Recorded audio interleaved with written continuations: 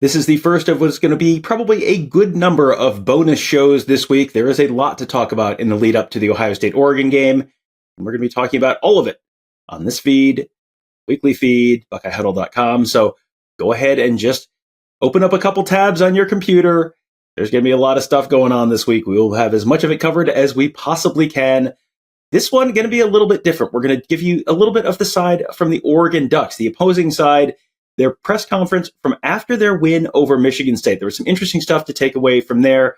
You're going to hear about a bunch of different stuff, some player names that you're going to want to get to know over the next week, as well as looking ahead a little bit, the Oregon Ducks looking ahead to their game against Ohio State. We're going to start with just a couple sound bites from Dan Lanning, Oregon head coach. Dan Lanning is what we in the business, it's an industry term, not a great interview subject, Dan Lanning. A lot of very short answers. We found that at Big Ten Media Days. It was true in the aftermath of the win over Michigan State as well. So just going to give you a couple answers from Dan Lanning, just so you sort of get to see and hear him a little bit. And then we'll move on to Dillon Gabriel, who is a much better interview subject. So Dan Lanning, his thoughts on what was a dominant defensive performance by the Oregon Ducks, especially by Jordan Birch, 2.5 sacks, huge pass rusher off the edge for the Ducks. Well, he's playing with great violence, and he's the kind of person that shouldn't be blocked one-on-one, and we're doing a good job defensively of creating one-on-one opportunities for him, and he's doing a good job of taking advantage of those. He'd be the first one to tell you that, great rush starts with great coverage. It starts with other guys on the front, that do a great job rushing that makes him have a one-on-one. So he's been able to take advantage of those, and that's what we expect from Jordan. One of the names to know on offense for Oregon is Tez Johnson. They move him around a little bit, plays a lot in the slot as a receiver, had 10 catches against Michigan State. Not huge downfield numbers or anything like that, just a very consistent target for them, someone that really keeps the chains moving. So what makes him such a consistent threat for that Oregon offense? Yeah, I think one, our offensive staff does an unbelievable job of moving him around, so it's hard to get a beat on where Tez is going to be at on any given play, with the movements and motions that we use. And then he's just an elusive player. He's hard to cover. He's got great bursts, and he's very consistent. From that, he's become, a safety net, in a lot of ways for our offense and the way he's able to get open. There are not a lot of obvious gaping holes on the Oregon team. One of the things that was a little bit of a question before last week was, well, what happens if they have to kick a long field goal? Atticus Sappington, there's a name for you. Their kicker was 6-6 inside 50, but had missed his only long attempt.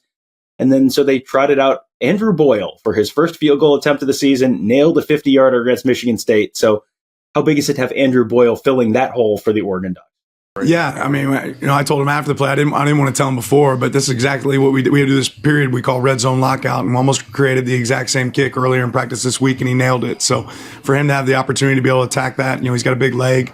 I thought that was really a big positive for him, and when he's healthy, he can definitely be a guy that helps our team. Now on to Dillon Gabriel. He was a fantastic interview at Big Ten Media Days over the summer and continues to be a fantastic interview now. He did have a couple of turnovers in the red zone against Michigan State. That was really the only thing that stopped the Ducks from turning that into a real big rout on Friday night. So when you have turnovers like that, how do you bounce back from that to turn the game around? Yeah, I about did everything in my career, not saying everything, but something similar. Don't necessarily like it one bit, but, just was forcing things early. And things that need to be corrected. But, we talk about playing the next play and having to respond. There's no option. You go back out there and you got to keep swinging. So that's what I kept doing. There were a few times that the Ducks got down into the red zone and failed to score 6, settling for some 3s, even outside of those 2 interceptions that we mentioned earlier. So what makes things tougher down there in the red zone for that offense? Yeah, just I think something we need to continue to emphasize. I think at times we're a block away or a catch and a throw away from turning it into points. I think a lot of it, we for sure get 3 in that situation, but would love to get 7. Just things we need to continue to look at and get better at. But, it starts with me. That's what I say. I touch the ball every single play and got to put us in a better situation so we can, like that one last drive, we were able to go for it on 2 4th downs and go get it. But, that's based on great ball security and having 4 opportunities, really 8, to go score. those 2 red zone turnovers on Friday night were very out of character for Dillon Gabriel. He is someone who really takes care of the ball in the red zone, takes care of the ball all the time, but really, especially in the red zone, hadn't had a red zone turnover in a couple of years, and then throws 2 picks on one night. Is he pressing down there? Is he really trying to do too much? I would not say that. I just think that at times, my eyes get bigger than my stomach, in the red zone. And like I said, there's things that I've continued to learn, but obviously God's want to continue to teach me the lesson, and I keep making that decision. So at a certain point, there's just things you got to get better at and continue to emphasize. But, you look at, those 2 drives, how different of a game it'll be. And that's what we're striving for, those 5 to 10 plays that could be the difference of the game. Thank God we have a great defense. Thank God our O-line and our running backs were running really well. But like I said, in the tight games and in games that you need to be 100% scoring in the red zone, you can't have things happen like that. There are a lot of similarities between the 2 quarterbacks in this upcoming game, Will Howard and Dillon Gabriel. Both veteran guys, both guys who hit the transfer portal, leaving Big 12 schools and then going to Big 10 schools this year. Another similarity, when they played Michigan State, both of those guys got knocked out by a big hit for a play or two and then came back and played really well. So very similar to Michigan State. For Will Howard, Dillon Gabriel, boom, right back in, and then just continue to dominate the game. So how do you do that? How do you come back from a big hit like that and just sort of put that aside and dominate the game? Yeah, like I said, I've played a lot of football. Big hits are natural, and it's a physical game and things you go through. But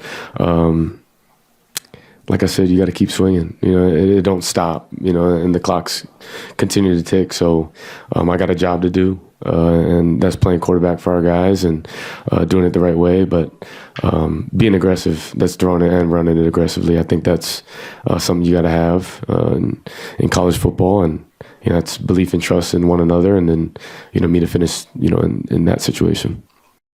It was interesting how many storylines coming out of the Ohio State-Iowa game were very similar to the storylines coming out of the Oregon-Michigan State game. It was a dominant night for the offensive line and the ground game for the Oregon Ducks. So what was working so well for them on the ground?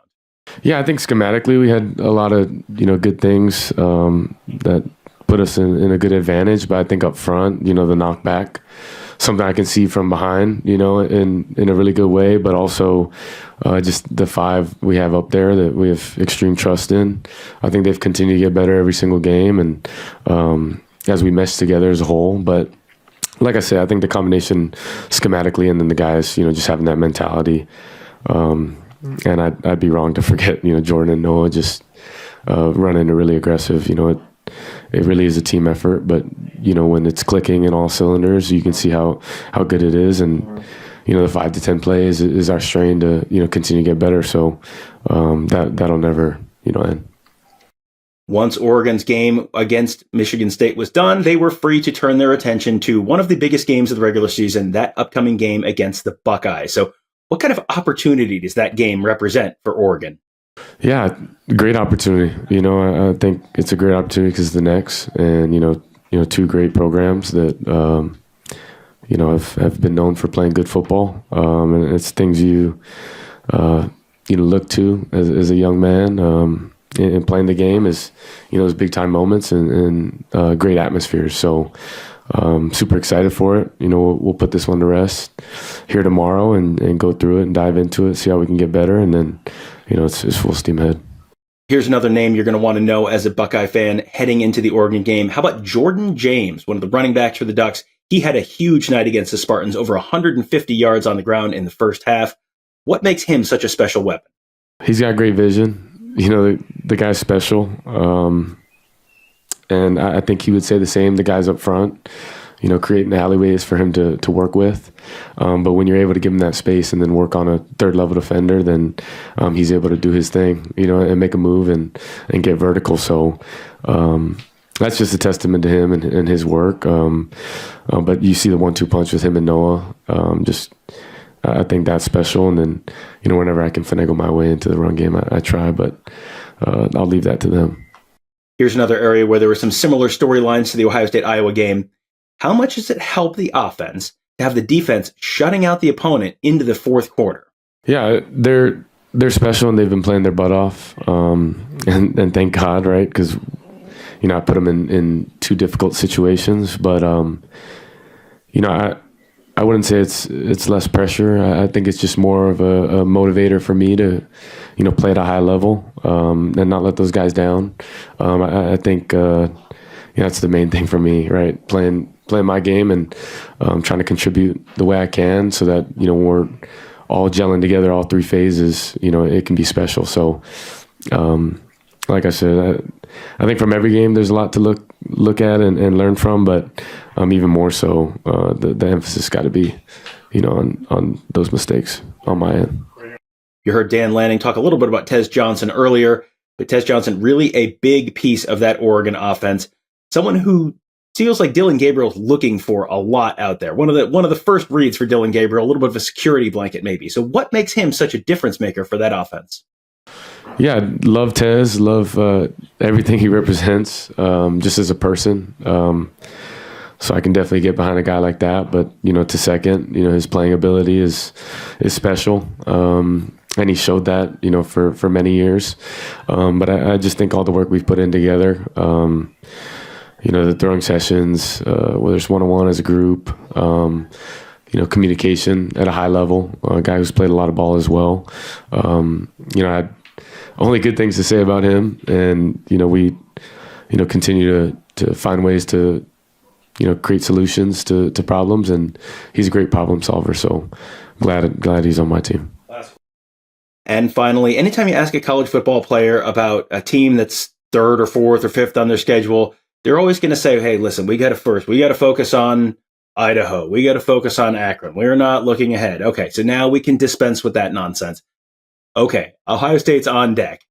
Is this Ohio State defense among the best that Dillon Gabriel has seen in his long, long college football career?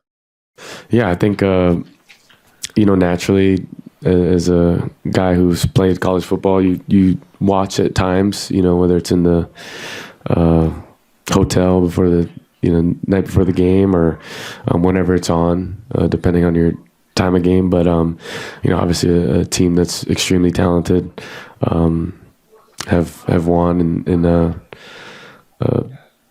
matter of dominance, and I think it'll be a great challenge and a great opportunity for us.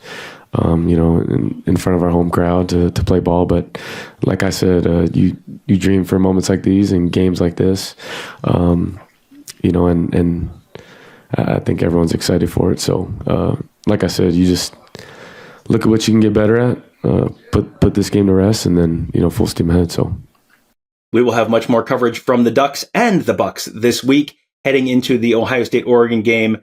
Lots of stuff to talk about, lots of interesting storylines, lots of players to let you get to know on the Oregon team, the games you're going to need to know on Saturday. We'll get you up to speed on all that stuff, do planning on all of our schematic stuff with Ross, all the usual stuff this week, plus more. Lots of content this week coming for you this week at BuckeyeHuddle.com and YouTube.com/BuckeyeHuddle. We hope to see you in both of those places. That'll do it for now. We'll be back with more coverage a little later on in the day.